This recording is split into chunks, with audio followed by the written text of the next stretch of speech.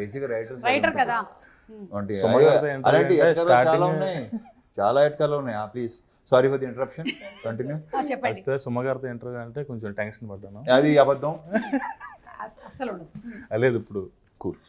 మీది ఏ ఊరండి? నాది వైజాగ్ అండి. ఓకే, అంటే ఈ సర్కాజం అనేది రైటింగ్ లో ముందు నుంచే ఉండేదా, లేకపోతే రవితేజ గారు కలిసిన తర్వాత ఆయనతో వర్క్ మొదలు పెట్టిన తర్వాత స్టార్ట్ అయిందా? ఆనెస్ట్ గా చెప్పు దానికి. నువ్వు అనవసరంగా లేని పని అని సన్మాన్ సభలు పెట్టదు.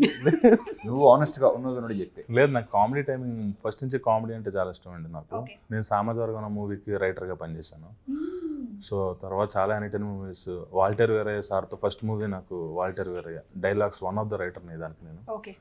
ఆ తర్వాత సార్తో పరిచయం అవడం. సో ఎంటర్టైన్మెంట్ నాకు చాలా ఇష్టం. మ్యాక్సిమం ఎంటర్టైన్ చేసే హీరోలు ఎవరైతే ఉన్నారో అందరూ నాకు బాగా. సో రవితేజ గారు అందులో లీడింగ్ కాబట్టి ఫస్ట్ ఆయనకి అప్రోచ్. అందులో రవితేజ గారు ఫస్ట్ ఎంటర్టైనింగ్ హీరోస్. ఏదో పదం వాడారు. నాకు ఇలా దూరంగా నిలబడి ఉన్నాడు, వాళ్ళ దగ్గర షూటింగ్ జరుగుతుంది, దూరంగా నిలబడి అలా చూస్తాడు.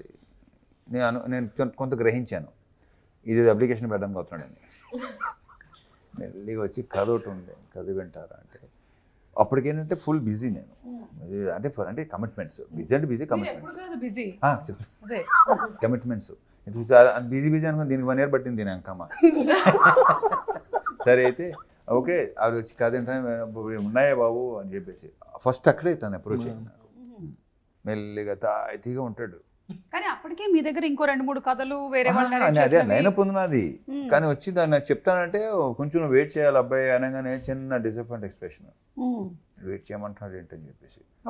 తర్వాత మళ్ళీ అప్రోచ్ కథ వింటాం. ఎలా ఇచ్చారు మీరు డిసప్పాయింట్మెంట్ ఎక్స్ప్రెషన్? ఒకసారి ఇప్పుడు నాకు చూడాలి. అంటే కాదు, ఇప్పుడు కష్టం. అన్నీ అయిపోయినాయి కదా, పోస్టులు కూడా తగిలేసినాయి, ఇంకో అలాంటివి ఉండవు, అయిపోయింది కదా, పని అయిపోయింది కదా. అంటే కొంతమంది